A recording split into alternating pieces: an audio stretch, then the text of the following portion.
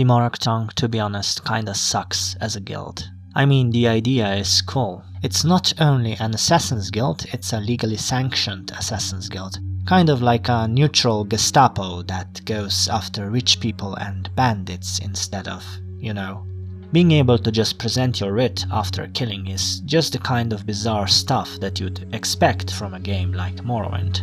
It's different from, for example, the Fighters Guild quests where you are executing legal bounties, because half the time the Morag Tong writs have you execute individuals that technically haven't done anything wrong from the legal point of view. They were targeted due to house politics.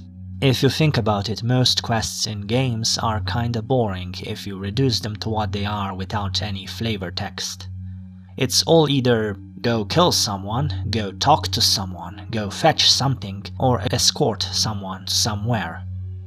I might be missing a few types here, but if you go to the pure basics of what you do in a quest, there's not much more to it. What makes a quest interesting is the fat around it. Maybe there's an interesting journey you need to take, or there's an interesting mechanic at work. But the simplest way to make a quest interesting is to add interesting flavor text. I'm talking about the story the quest tells. Unfortunately, the flavor text of Morag Tong stories is mostly all the same, at least when I'm talking about writs of execution. Here's a writ for this and that person. They are at that location. Go and kill them. The special duties are a bit better in that regard, but even then the instructions are kinda dry. It does make sense. The Morag Tong is a professional organization after all. They are mainly defined by their professionalism, honor, and their war with the Dark Brotherhood. But let's compare the story of a Morag Tong writ with a fairly basic Imperial cult quest called Restless Spirit.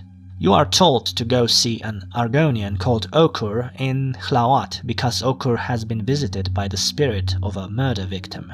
You go there and Okur tells you that the victim, Juliel Amin, if I pronounced that correctly, has been murdered because she accidentally stumbled on a smuggler operation. In order for the murder victim to rest, we must make sure that she is avenged and that her precious amulet is taken from the hands of her murderers.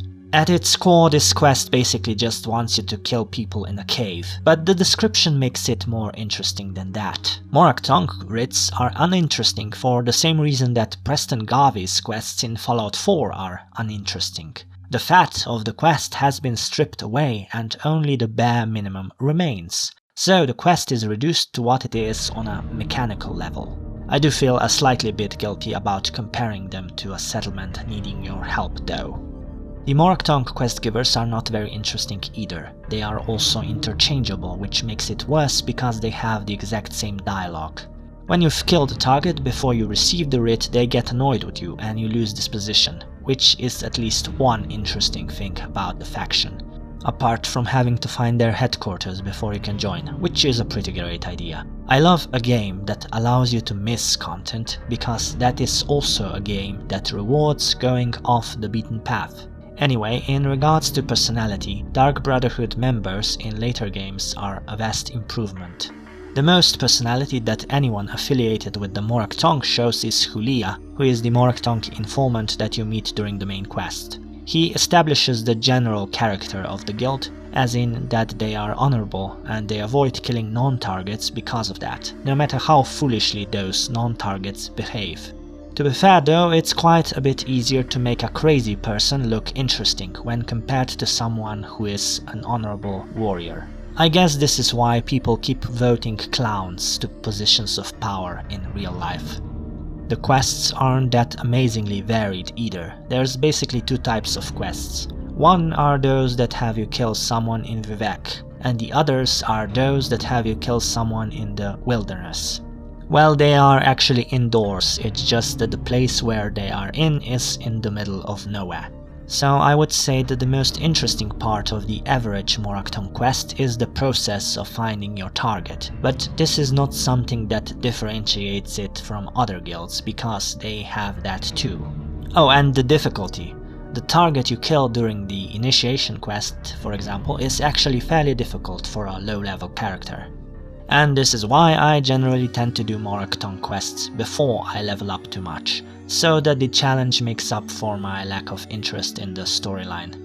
The most annoying thing here is that it all makes sense. The Morag Tong wouldn't make sense if it had characters bragging and laughing about their kills like in Oblivion Dark Brotherhood. And the dry presentation of writs makes sense for a professional organization. The guild is boring, but it makes sense that it is. So I am unsure of what exactly I would change if I was the one writing the questline, while the faction is as it is. Perhaps a fix could be that the other Morag Tong assassins would give you advice and talk about their missions, just like the Dark Brotherhood does, but in a more professional and technical way, I suppose. Also, quests that are a bit less straightforward could also help with that. Let me know what you think. Do you think my assessment is unfair? So as you've seen, the Morag Tong is fairly low on my Morrowind factions ranking. If you want to see where it is and how highly I rate the other factions, see this video next. Thanks for watching.